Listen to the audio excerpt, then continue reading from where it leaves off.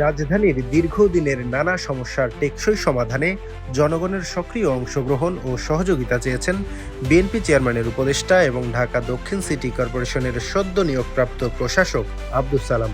সোমবার রাজধানীর নয়াপল্টনে বাংলাদেশ জাতীয়তাবাদী দলীয় কেন্দ্রীয় কার্যালয়ে আয়োজিত এক সংবাদ সম্মেলনে তিনি এ আহ্বান জানান।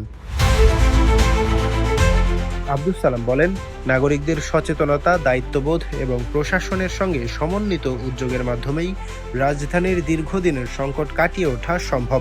জনগণ এগিয়ে এলে ঢাকাকে বদলে দেওয়া সম্ভব বলেও মন্তব্য করেন তিনি।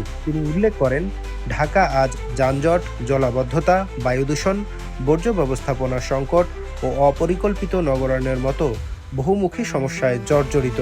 এসব সমস্যা সমাধানে শুধু সরকারি সংস্থার ওপর নির্ভর করলে চলবে না, প্রয়োজনে নাগরিকদের সক্রিয় সম্পৃক্ততা থাকতে হবে।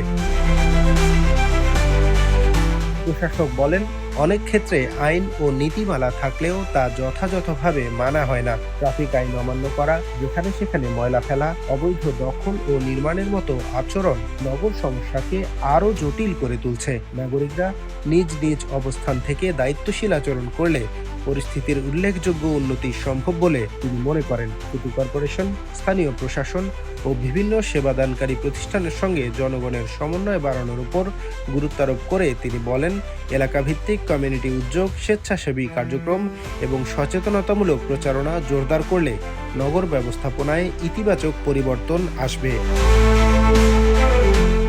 রাজধানীকে বসবাসযোগ্য ও আধুনিক নগরীতে রূপান্তরের লক্ষ্যে দীর্ঘমেয়াদী পরিকল্পনার পাশাপাশি তার বাস্তবায়নে সামাজিক অংশীদারিত্ব গড়ে তোলার প্রয়োজনীয়তার কথাও তুলে ধরেন ডিএসসিসি প্রশাসক।